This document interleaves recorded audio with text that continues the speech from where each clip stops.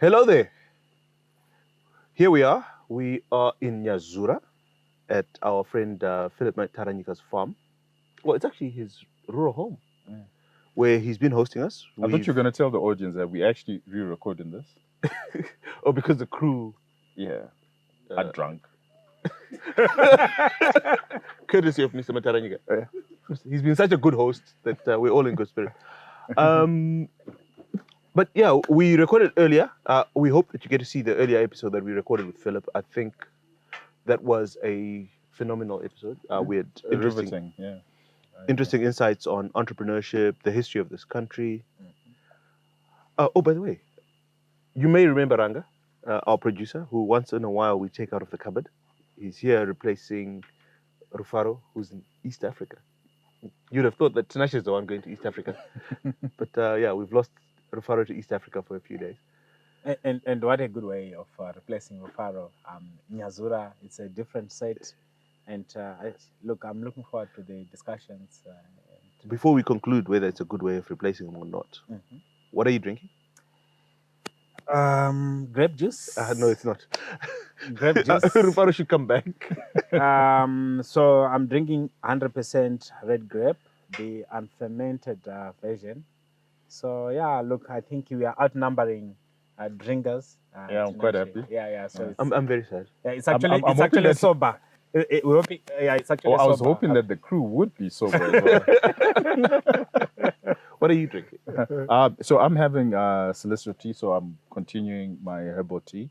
And so you brought herbs to the bush? Well, I wanted Nyati to enjoy this particular He's got plenty of shrubs. So he told me. So I think tomorrow morning we're going to try out his Zumbani. You're going to go hunter gathering? Yeah.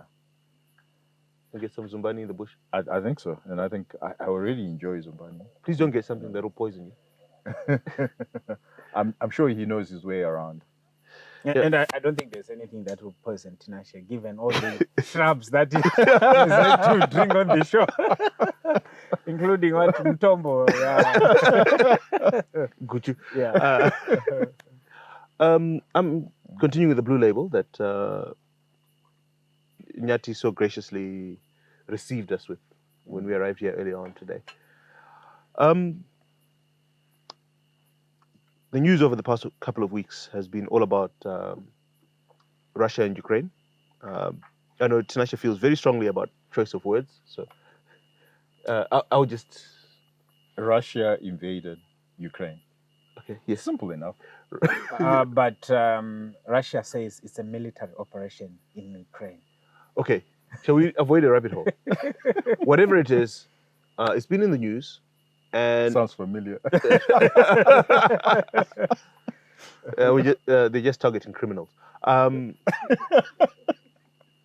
It's been in the news, and most of us thought perhaps it was of passing interest until we started to drive past service stations and see numbers like 151. A week later, we started to see numbers like 167, 168. On our way here, I think we saw numbers like 170. Outside service stations. Help me understand, guys. What's the connection?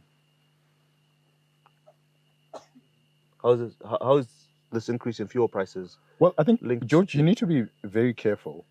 What we're saying are particular commodity price increases, right? Like oil, bread, I think for Zimbabwe and for the rest of the world. But these are the initial price increases for particular commodities. But later on, what you will find is general price increase, which is inflation. So right now, we're not seeing inflation, but what we're seeing are particular commodity price increases. What's the link, though? Is it linked to Russia, or is this... Well, it is linked to Russia, and I would separate two issues that are linked to this particular Russian invasion. Is that the first thing is that the sanctions. So if you look at the sanctions, that the way the world has responded, or the West specifically has responded to this invasion, is they have instituted sanctions against Russia. So immediately by doing that, I think our financial systems, it breaks our financial systems, it breaks our Ours. commodity, what the world, the global financial system, because never mind what we prefer, but Russia is a significant part of the globe. I think it's a 1.2 trillion dollar economy, so it has some sort of significance. Perhaps not as significant as Putin would like us to believe, but still significant. It's a big economy. It's still a big economy nonetheless, and very, very relevant in the Eastern Hemisphere. yes, exactly. So it definitely affects that, and we've seen commodity price increase because of that. And then also the global supply chains are affected by that, and more so because suddenly you cannot trade with Russia or those that are under sanctions. Very curious one is in the UK, where you saw Abramovich and the sanctions, and this actually meant that Chelsea would not be sold off to somebody else. So that's commerce that was going to happen. That's not going to happen anymore. So I think People can't go and watch Chelsea. they cannot, under the sanctions. So we need to be very clear and to contextualize that we've got two things. The first thing is the price increase. So that's what you're experiencing when you go to your fuel pump. What you're experiencing there is the immediate price increase of fuel. And then 30 days later, you're going to start seeing general price increases right across all commodities. The actual So basket. April's going to be a tough month. It's going to be a tough month. But I think to contextualize it even further, and we need to be clear about this, there's the post-COVID inflation. So the post-COVID inflation that was already kicking in the world. So we know it's running at about 7 or 8%. 7.9, which is 8%, close to 8% in America. That had nothing to do with Russia. This was well before. So that's a large part of the $37, 38 to $50 movement. Absolutely. So then $50 to $68 movement, we're starting to see the impact of the war. The impact of the war, the initial impact of the war, but the full impact of the war, when it cascades right through to all your goods in your basket, that's likely to happen later on. And we don't know how long this war will last. I think Putin had it in his mind that this was going to be a short and sweet war. Because you had this discussion with him, right? Well, that's what he said. I mean, he gave us if you care to read his whole schlep around why he was invading. Why would anyone read his whole schlep? Anyway. So I think I would also... Thank you. Please restore sanity to this discussion. I also add that maybe when you're looking at the conflict, it's between Russia and Ukraine, but I think it actually sucked in quite a number of... Belarus? Quite a number of Moldova, influential countries in the world. And so... The economic disruptions that are coming directly from Russia and Ukraine maybe is just one set. There are other disruptions that can potentially come from all these countries that are already being sucked in. And I don't think we've seen the end of it. It might actually start having others becoming involved more directly. So it means not only commodities that are produced from Russia and Ukraine are going to be in short supply, but even for these other countries, even as sanctions are being imposed, it means it's going to be affecting how business is done across the world. Just that example that you've given about Abramovich and how it has affected even business in the UK, because Chelsea Football Club, surprise, surprise, a team that I support, is not a Russian team. But the sale of tickets, the signing of players. What do you mean it's not a Russian team? Anyway, okay, carry on. Wow, it's not Russian based. So already you're seeing that business is actually being affected in areas that are not directly in Russia. So I think to the extent that you are import dependent, I think there's going to be a significant disruption. And because of COVID, already the supply chains were already disturbed in a big way.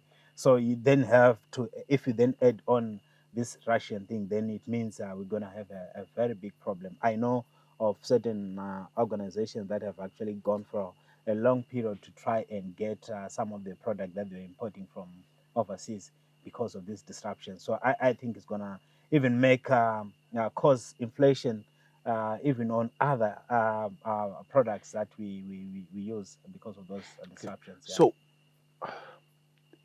So, two questions, and I'll ask each of you to address Mhm. one. Policy imperatives for the government in terms of this upcoming wave of US dollar price increases, and I'll ask you to look at household imperatives. What does Joe Soap need to do? What does your mother, my mother, need to do? If I were, And you're not launching a manifesto, so keep it. I'm not a socialist, so I don't know what manifestos are. But if I were truly, immediately what I'll do is I would redo my budget. So I would actually consider that these are extraordinary times. Anyway, we were facing global inflation and all other headwinds. And this is a huge headwind. Now, those who are more prayerful than others would hope that this will last as short as possible. But now you have sanctions, and sanctions don't go away as Overnight. quickly overnight. So I think that in our best case scenario, we should think that this thing will last at least for 6 months. So if that's the case, what I would do is I would we're looking at redo September, my budget. October.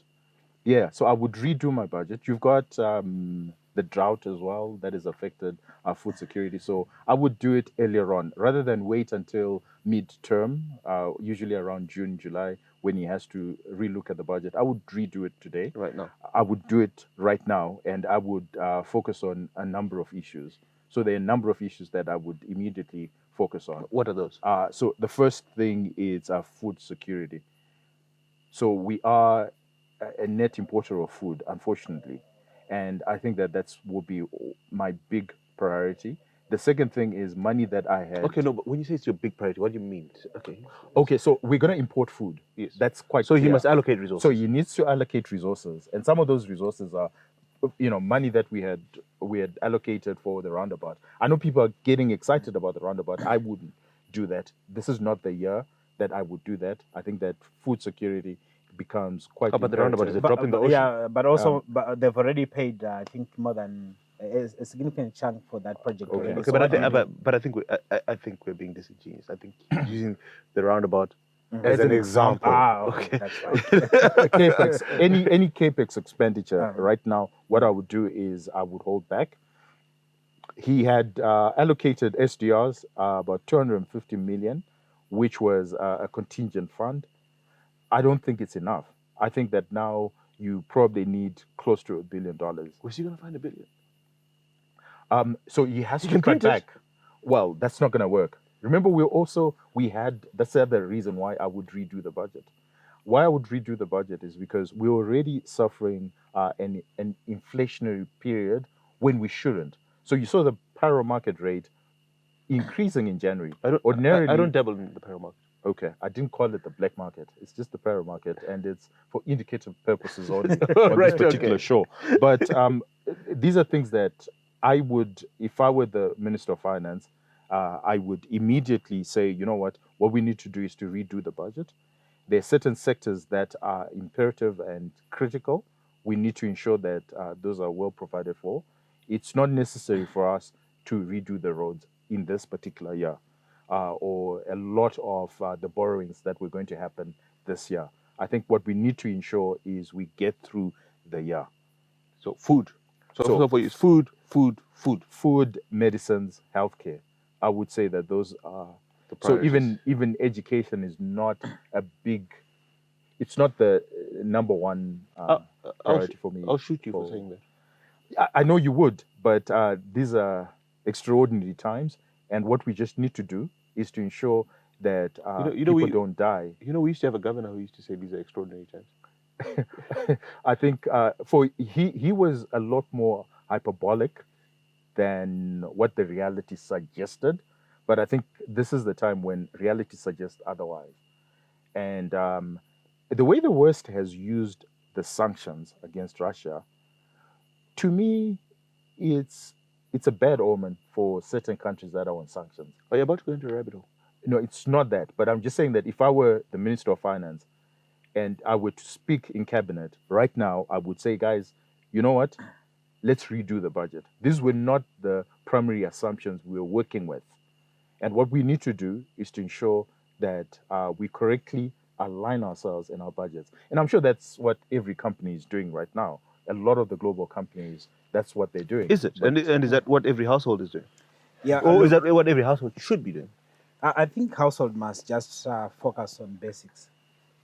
So it's not. I think I pretty much sort of agree with Tinashe that maybe if there were any capital project that maybe a household was planning, this is probably not the best time to be doing that, because now you're going to be faced with high prices for pretty much everything. So your fuel bill has gone up. So it means all the other food items or grocery items that you have to buy, prices are already being adjusted. If you are a tenant, the rent is going to be adjusted, and school fees is going to be adjusted, and everything that you can think of. So certainly for households, I think they just need to focus on the basics, making sure that you. What are the basics? So the basics is the food, obviously. Make sure you've got some shelter. So it means maybe if you were renting, say, an apartment that was probably very close to your income, maybe it's probably the right time for you to be adjusting into something that you can afford. And lock in that lower rent now. Yes, if you can do that. And also you need to think about the huge food bill that you have to deal with, because when you've got a drought, you find that maybe your responsibilities in our context actually sort of Increase. increase. So you are looking at your immediate family, but also even the people, your extended family in the rural areas in different parts of the country will start now depending on you. So you need to deal with it. And it also then covers all, okay, what happens? It was already difficult to afford medical bills, to afford any sort of good quality of life. I think it's gonna be even harder as we get into the year. So obviously less extravagant spending to the few that still had resources, and make sure that we are ring fencing whatever you have to try and cover the basics, so that your children can go to school, that you've got a roof under your head, and that you can still eat, and possibly just try and ride this wave without really becoming a victim of it, because it will be very, it's going to be very difficult. So There's another opportunity that I also see. oh, opportunity. Oh, so it's not all negative. There's a absolutely. I think there's a huge opportunity, and I saw, I'm sure Rufaro was at the the East African currency, single currency. I don't think Rufaro is doing any work in East Africa. I've seen photos. Yeah, the guy's on holiday. He's supporting their tourism industry. It's unfortunate, the guys but on holiday. I think East Africa are going the right way, which I think in these times, because having a single currency, what it actually does within those particular Eastern African countries, it means you don't need to use the US dollar trade amongst yourselves, right? And if you can do that, you're actually saving US dollars, your US dollars, and it actually increases trade amongst the borders. So I think this is a good opportunity. Why I'm saying so is because But a lot of people. we're not going to introduce a currency in 6 months. No, what I mean is this is a very good opportunity for us to think as Southern Africa around a single currency. But what East Africa has done shows us that that's the way to go during this period. And if you think about it, so a lot of our oil, we are importers of oil. I thought when you said our oil, I thought you meant we have some. No, we don't. But imagine if you were trading with a counterparty that was allowing you to buy the oil in your currency. Your currency.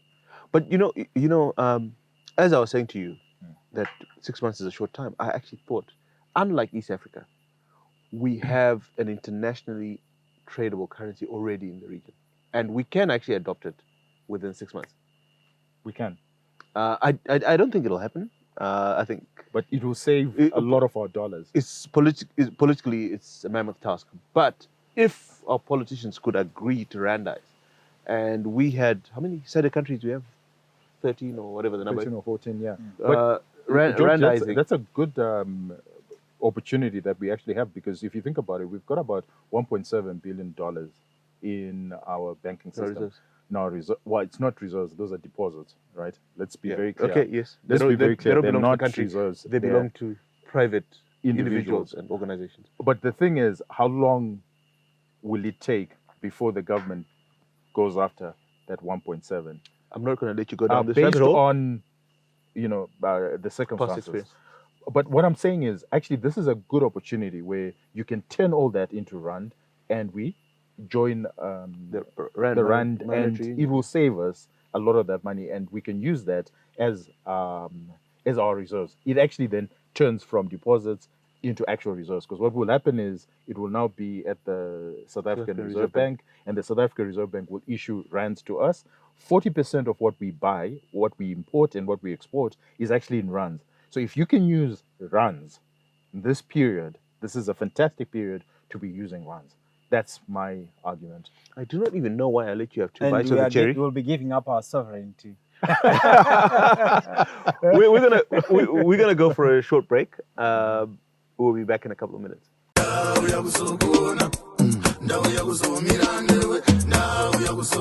Zvakanaka aiwa zvakanaka aiwa sowiroya kuzorerutsa ndima aiwa ichareruka pakuvira kwezuva kumira pando rema kutomira pakaoma kumira pando rema kutomira pakaoma zvakanaka aiwa zvakanaka aiwa ndakagara ndagutsa auchamira we apachina chinokunetsa kana basa waripedza apachina chinokumutsa kana basa waripedza zvakanaka aiwa zvakanaka aiwa sowiroya kuzorerutsa ndima aiwa ichareruka pakuvira kwezuva kumira pando rema kutomira pakaoma kumira pando rema kutomira pakaoma zvakanaka aiwa zvakanaka. Welcome back. I hope our noses are appropriately powdered and the little boys' room has been appropriately visited. Although we don't have our 6-year-old today. Before we went away, I needed the little boy's room. do you feel better? Far much better, man. You look better. Before we went away, we were I think talking I've about lost a kg or so. no more tea for you. Before we went away, we were talking about household imperatives and national imperatives, given the war in Ukraine. But I think we tended to focus on ourselves as importers. But we're also a big export nation, and high commodity prices surely is good news. Is it? Oh, Yeah. it is. It's a windfall if you think about it. And I So think that long may the war last. not necessarily, because remember when you say high commodity prices, these things move in cycles, right? So it's high commodity prices right now, but if people cannot afford it, right, eventually they will taper. So it's not like the war. If the war continues, it's not like commodity prices will continue going up. That's what we said about gold Right. 10 years ago, but gold has gone in one direction for half a generation. So if you think about the price of gold just maintains its true value. So it gains, yes, it does. But why we retain gold is because it actually maintains No, its true value. Tinashe, you're being overly intellectual about it. Mm. 10 years ago, gold was around $1,000. We said it was crazy. Today, it's touching $2,000. That's just global inflation. That's what I'm trying to say. Global In real inflation, terms, we've had 6 or 7% per annum for 10 years. no, we haven't. real inflation. We haven't. So remember, real inflation is debasement of currency. It's not consumer price index. You need to make that distinction. Real inflation is the Real for who? debasement. Anyway, we're going down a rabbit hole. We're an exporting country.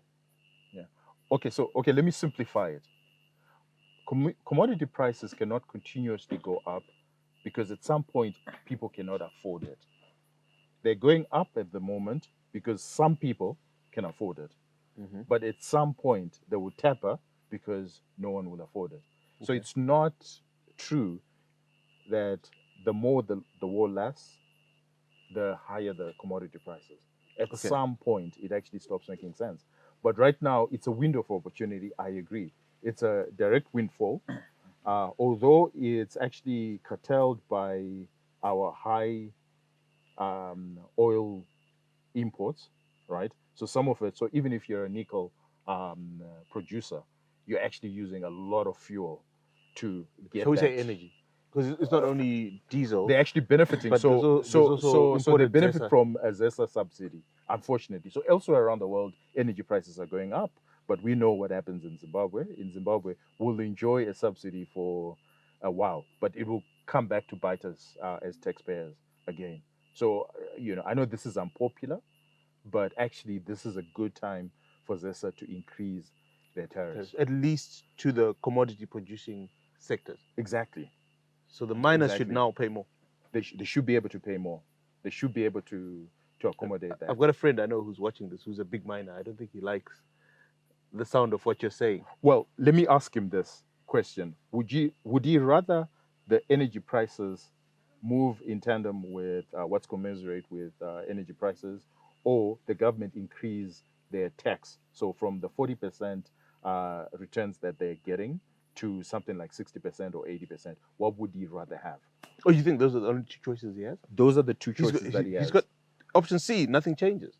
Anyway, again, we're going down a rabbit. Option C, nothing changes, means that ZESA at some point will not have enough money to import.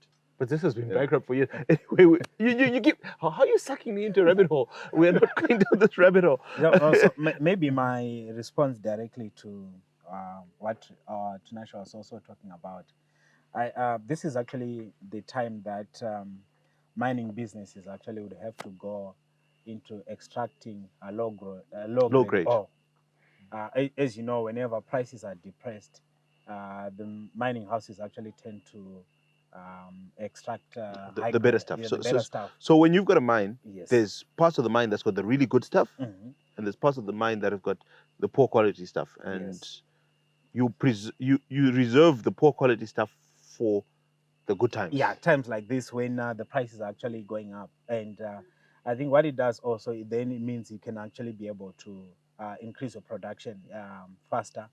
So obviously for the mining businesses, this is actually an opportunity to maybe just shelf your high grade ore for now, and just focus on churning out this low grade thing, and make sure that you are getting the best price at the time. I mean, for example, the nickel. But that's not good for the country. It's good for the. What do you mean it's not good for the country? It's good for the. It's good for the company, but it's not. How's good it bad for the country? I mean, are you a socialist now? Okay. No, How's it bad for the country? Because these businesses are run by shareholders. Arithmetic. It's arithmetic. Explain this arithmetic. Okay, I'll explain the arithmetic. Okay. It's actually very simple, straightforward. All right. So if you go on the low grade oil, so you were so you were processing the high grade ore and then the prices go high, so it's high grade times high price. Now you're saying, no, so you're missing a fundamental. The fundamental is we're assuming. Okay. No, he actually said, you know what? Park the high grade ore. Yes. And focus on the low grade ore. And I understand that. But there's a fundamental assumption that you missed, right? Yeah. Which is that if you're going to export a certain percentage purity, and I hope viewers can follow this, right? So if you're selling, say, iron ore, and the market requires 60% purity iron ore. In your market, in your mine, you've got parts of the mine that have got 99% pure. You've got parts that have got 10%. All right. When the price is low, to clean up the 10% stuff, to bring it to 99%, you'll make a loss. Okay. So what Ranga is saying, is okay. right now the prices are That's high a enough. different. That's a different argument. But Yeah, that's why I thought it's important to Yeah, clarify. I What think- Ranga is saying is the prices are high enough I to buy go and that look for argument. those 10%, that 10% stuff, dig it up, clean it up, bring it up to 99% or whatever percentage the market requires. But and I'll push it up. still push back. If I'm a capitalist, why would I do that? Because When I know that these high you prices are not going to be there forever. eventually you must. No, because like when you're looking at your assets, right, underground, so you've got this high grade, low grade, right? If prices remain depressed for a long time, you will not be able to extract the low grade because it's not No, you making will. sense. No, you're Cannot. not. No. When prices are high, ideally, if the price increase was sustainable, what you would do is you just increase your capacity. So your machinery, so that you reduce your overall cost of production. And what it means is you just digging more shafts, increasing more. But you see, No, but you guys are going into mining rabbit hole, right? But you're dealing with a finite. But resource, right? Ranga, let's not go into maximization. let's not go into mining rabbit hole. Okay, back to So James. basically, what you're saying is let's dig up the stuff Yes, dig up the stuff. as much as possible. Even the chaff, just dig up. You dig it up As long and as let's it's export got some little bit of. No, I would say just continue digging up the high grade stuff. Okay, but you agree. Dig up as much as you can right Yes. now. Dig Because up as much these are as the you good can times. and export it as is. But yes, no, thank you. That's my next question, right? So we've been pushing beneficiation. Not the time. No. Not the time. I think at this so point. right now, just dig up, and export. So the policy imperative, that I'm hearing from you, is from a policy point of view. Let's maybe tone down on the beneficiation. Let's cancel it. You don't need to be dramatic. Maybe suspend it, and then we take advantage of the high prices, and then just dig up the stuff and export it. You may actually extract enough for you to be able to fund the cost of the CapEx that you beneficiation need later on. Yeah, without resorting to the banks. Okay. But for now, just get Okay, it out, All right. sell it. So we've agreed on that. Then there's a little subsector that You're highly animated. yes, I am, because you guys are completely ungovernable this evening, and I'm the one who's drinking. Okay, so that's minerals. Let's go back to agriculture, which we touched on earlier in the show. We talked about imports. At the moment, we don't have many agriculture exports to talk about. So Tobacco. Okay, It's huge. all right, that's an interesting one. Let's come back to it. And actually the price will be It should. good enough. You hope so. Yeah, you hope so. But we'll come back And to a it. lot of it is Can I imported ask my from question? China. Can I ask my question? Have you been drinking? Lots of tea. But in agriculture, you've got a big import, which is fertilizer. And one of the biggest global exporters of fertilizer is Ukraine. Yeah. I don't think it's a big issue. I think fertilizer was a big issue because of command agriculture. You take away command agriculture and we export our weed, our Right, no more tea for you. I'm taking this. No more our tea for you. weeds are tobacco. Tobacco is a weed. Yes, it is. We export more of our tobacco, and tobacco does not require a lot of fertilizer. It actually does. At- It needs No, quite a bit no. of nitrogen. Yeah, but when you look at where most of our fertilizer was going, it was going to Maize, maize. especially Right. the phosphorus, Exactly. which And we command get from agriculture, the and we Europe. were subsidizing. And I'm actually saying that this is a perfect time again, another opportunity. You like opportunities. Yes, I like positive. This things. is another opportunity where we just move away from that and move into more and more of our tobacco, and we export our tobacco, and we don't need to import as much Okay, well, fertilizer. you talked about six months, right? So we don't have 6 months to boost our tobacco production, but we need to prepare for the next rainy Well, season. it's not necessarily about boosting our tobacco production. It's about not supporting command agriculture. So it's a saving. So you're looking at fertilizer as another cost, and I'm actually looking at it as a saving. But We don't need okay. to spend. Okay, you're looking at it from a fiscal point Fiscal of view. perspective. I'm looking at Yeah. a monetary point of view. That Okay. let's look at all the money in the economy, and right now a lot of money goes out to import It fertilizer, doesn't need to. and we're importing phosphorus. That's a big part of the bill. We're importing nitrogen. That's a big part of the bill. Nitrogen is actually made from the atmosphere. Did you know that? Yeah. It's Nitrogen. Yes. It's actually the most abundant element in the atmosphere. It's more abundant. No, it's not more abundant than oxygen. Is it? Oxygen, I think it hydrogen. is. You did sciences. I did commercial. Oh, okay. Well, someone in the audience can explain to us, but it's one of the most abundant elements in the atmosphere. So nitrogen is in the atmosphere. It's a big bill to import nitrogen. Phosphorus is in abundance in Doroa, around the corner from here. Yeah. But we're importing. But you're looking at capex, right? You're looking at more and more into how do we extract what we already have. I don't think it's for this year.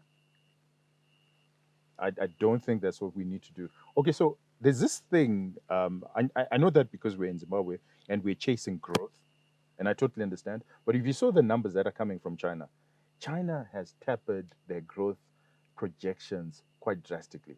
And it's perfectly okay when the world is like this. We don't have to chase growth. Right now, our big issue is poverty. And our big issue... We need growth. Maybe it's because China has been growing is, for so many years.